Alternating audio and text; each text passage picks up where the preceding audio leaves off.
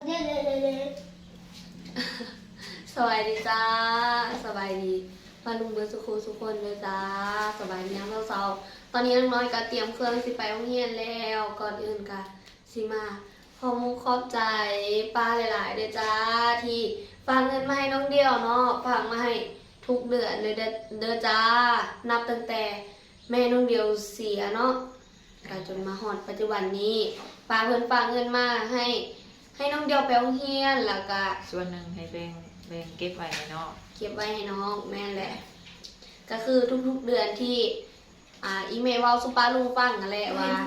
ฮอดยามใดที่อีเมลเมื่อเวลาน้องเพิ่นก็สิเปิดบัญชีให้น้องแล้วตอนนี้ก็ให้ไอ้นางเก็บไว้ให้น้องก่อนแล้วอีกส่วนหนึ่งก็เอาไปให้น้องเนาะซาไปโรงเรียนแล้วก็มีกระตุกขนมส่วนที่มื้อที่นั่นไงเอาเงินไปให้แล้วก็สิแบ่งส่วนหนึ่งครึ่งนึงไว้ให้นั่นไงเก็บไว้ให้น้องแล้วก็ส่วนหนึ่งก็สิซื้อข้าวต้มขนมแล้วก็เป็นเงินสดเล็กๆน้อยๆไปให้น้องเพื่ออะไรไปซื้อขนมกินยุ่งเฮียนพี่น้องเลยก็ขอบใจป้าหลายๆเลยจ้าขอให้ป้ามีแต่สุขภาพแข็งแรงเจ็บจะได้ใจยังมีก็เพิ่นมีสุขภาพแข็งแรงแล้วก็ลูกชายของเพิ่นทั้งสองก็ขอให้เพิ่นได้กินแห้งลูกแห้งเต้าน้อยเพิ่นประสบผลสำเร็จในหน้าที่การงานก็น้องเดียวก็อยู่ใกล้เนาะค่ะสิเอาข้าวกองนำก็ให้เพิ่นมาขอบคุณก็มันอยู่คนละบ้านคนละเมืองเลยพี่น้องก็มีแต่แม่และลูกๆครอบครัวสาวผู้ไทยต่างหน้าขอบมุขขอบใจแทนน้องเดียวแทนน้องบุญมีหลายๆพี่น้องเลยครั้งก่อนที่เฮาเมื่อวิลาเนาะเฮาก็ได้ไปเบิ่งเพื่อนป้าเพิ่นกับป้าเพิ่นบอกว่าสิเฮียนใกล้ๆเฮือนป้าเพิ่นนั่นแหละเป็น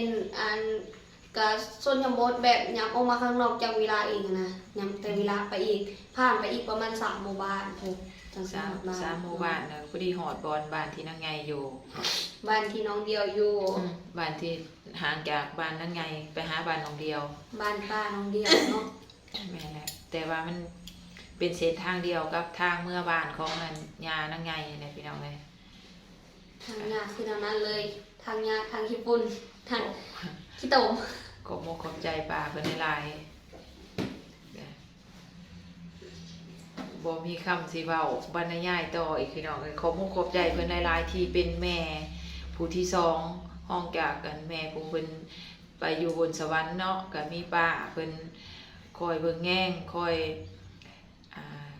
ส่งเงินส่งคำมาให้น้องพอได้ให้น้องมามีเงินเก็บประจ้า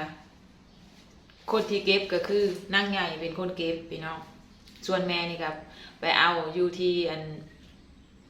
บอลเพิ่นฝากเงินมาแล้วก็สิโอนไปให้นั่งใหญ่แล้วก็ให้นั่งใหญ่แบ่งส่วนหนึ่งไว้ใส่ป้องหมูก่อนส่วนนี้ฮะแล้วก็ส่วนหนึ่งแล้วก็ให้นั่งใหญ่เอาไปให้น้องส่วนมากไปก็สิบ่ค่อยถ่ายเลยจ้าไปก็เพราะว่ากล่องนั่งใหญ่มันถ่ายบ่ได้ก็เลยสิบ่เห็นพุ่นแลถาเบิ่งแม่นั่งใหญ่เมื่อทำธุระพุ่นแหละจังสิได้คอยเห็นหน้าน้องบุญมีสิไปเยี่ยมน้องแน่ไปนอนแหละวันนี้เฮาก็ไปโรงเรียนเดี๋ยวนี้มีคนเว้าว่าผมนางน้อยงามบ่ซ้ำผมมือนั่งใหญ่แม่บ่ซ้ำผมไอ้นางใหญ่ไอ้หมูค่ะไปอย่าพญาหลายไปโรงเรียนนั่นนี่ตอนนี้เขาก็ว่ากันขึ้นว่าในรถเนาะกับน้องลุงกับขิงไปเพราะเมื่อนี้ไปไหวเมื่อนี้ไปเซาก็เลยทันขิงแน่แต่ละมื้อเลยไปสายเดินทางไปอีแม่ใหม่แม่ยังสิแวะลงตลาดอีกบ่แม่สิชื่อแยงอ้อมยันงัวเขากินผักเขากินอันนั้นดิเบียร์มักเพ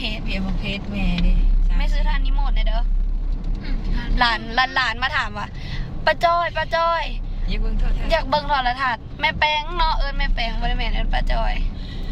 โทรทัศน์บ่ได้รีโมทมันเบิดถ่ายแม่นมื้อนี้ก็แดดออกเส้นเก่าเส้นเคย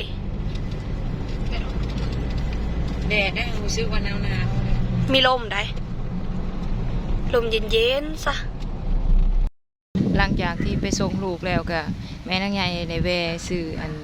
ผ่าแยงสิกันสิเฮ็ดสวนผักพี่น้องเลย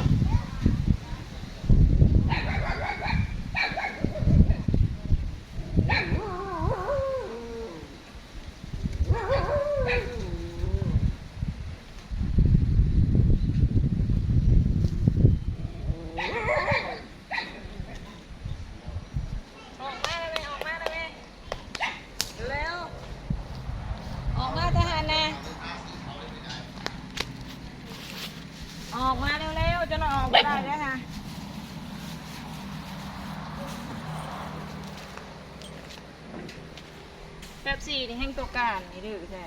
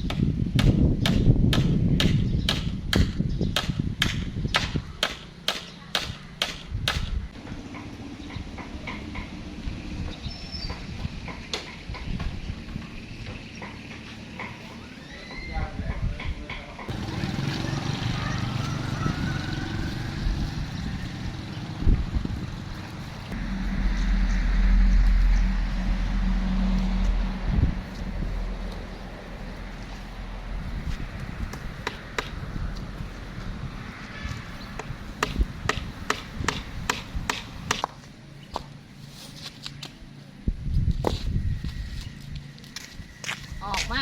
าเร็ว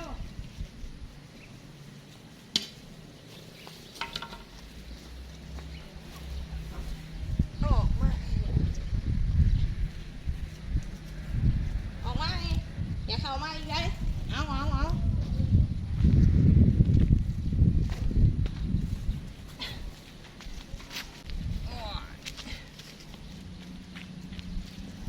อาให้เข่าอีกแล้วค่ะ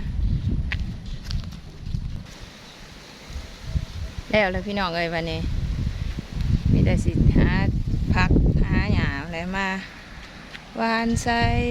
พอได้เก็บกินพี่น้องคลิปนี้ก็ลาปลาลาลุงลาพี่ลาน้องไปก่อนเจอกันคลิปหน้าขอมขอบใจทุกกำลังใจทุกคอมเมนต์ที่มีให้ขอบคุณสาวผู้ไทยมาตลอดเนาะผิดพลาดประการใดก็แม่นางใหญ่ก็กราบขอโทษขออภัยหลายๆเด้อเจอกันคลิปหน้าพี่น้องบ๊ายบาย